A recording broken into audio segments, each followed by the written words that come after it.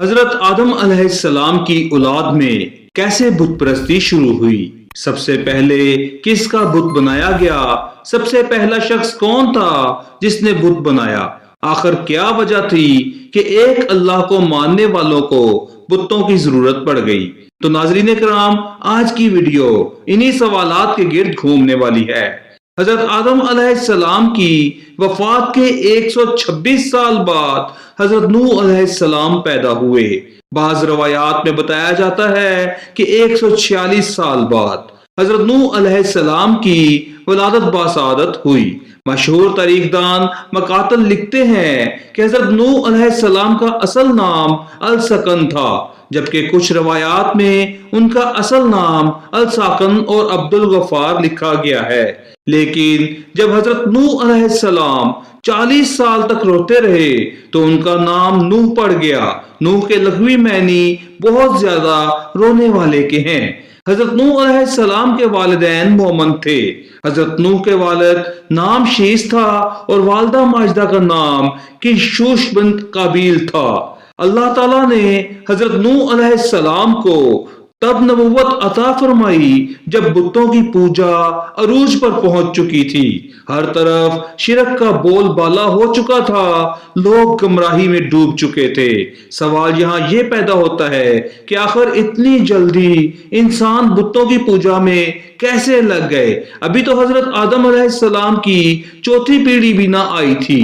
مشہور محدث اور تاریخ دان حضرت ابن جریر رحمت اللہ علیہ محمد بن قیس سے سند کے ساتھ روایت کرتے ہیں کہ حضرت آدم علیہ السلام کی اولاد میں حضرت نوح سے پہلے کچھ بہت نیک لوگ تھے۔ ان کی پیروی کرنے والوں کی تعداد بہت زیادہ تھی۔ لوگ ان کو ایسے ہی مانتے تھے جیسے نبی کی باتیں، نعوذ باللہ۔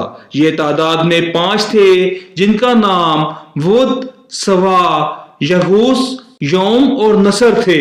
لوگ ان سے بے حد محبت کرتے تھے۔ جب ان 5 کا انتقال ہوا تو لوگ رنجیدہ رہنے لگے۔ شیطان نے لوگوں کے دلوں میں یہ بات ڈال دی کہ جن جگہوں پر یہ لوگ بیٹھا کرتے تھے کیوں نہ ان کی جگہ پر ان کی نشانیاں رکھ دی جائیں۔ شروع میں کچھ نشانیاں رکھی گئیں جو کہ ان کے استعمال شدہ اشیاء تھی۔ بعد میں ماہر مجسمہ ساز بلوا کر ان 5 بزرگوں کے مجسمے بنوا دیے گئے۔ انہی 5 بزرگوں کے نام پر ان مجسموں کے نام رکھ دیے گئے۔ لوگ دل جوئی کے لیے ان مجسموں کے پاس آتے تھے۔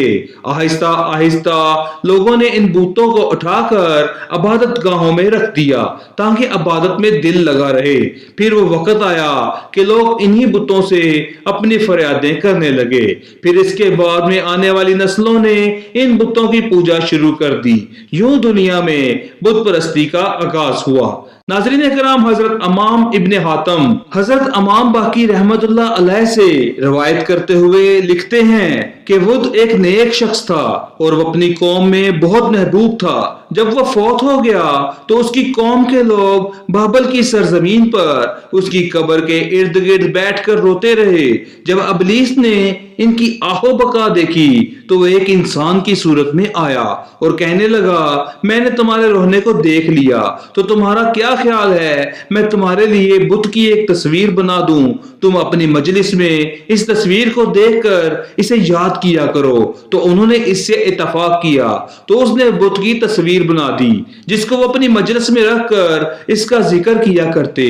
جب ابلیس نے یہ منظر دیکھا تو کہا، میں تم میں سے ہر ایک کے گھر بت کا ایک مجسمہ بنا کر رکھ دوں گا تاکہ تم میں سے ہر شخص اپنے گھر میں بت کا ذکر کیا کرے۔ انہوں نے اس بات کو بھی مان لیا۔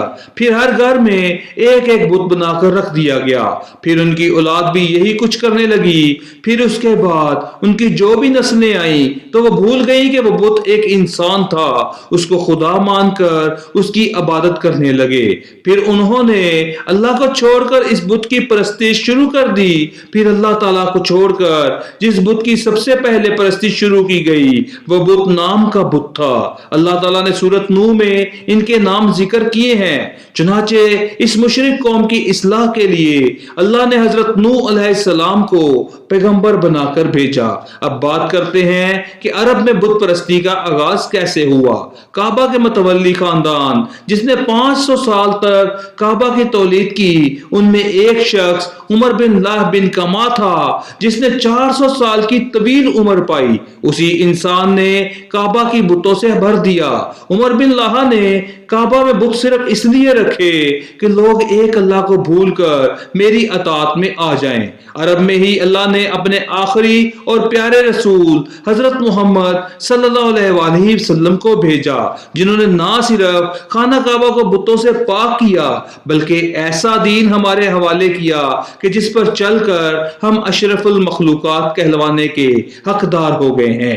अल्लाह ताला हमें और हमारी औलादों को शिरक जैसे नासूर से दूर रखे, तमाम बीमारों को हर बीमारी से पाक कर दे और हमें नबी पाक सल्लल्लाहु अलैहि वसल्लम और उनकी आले पाक से बेपनाह मोहब्बत अता फरमाए।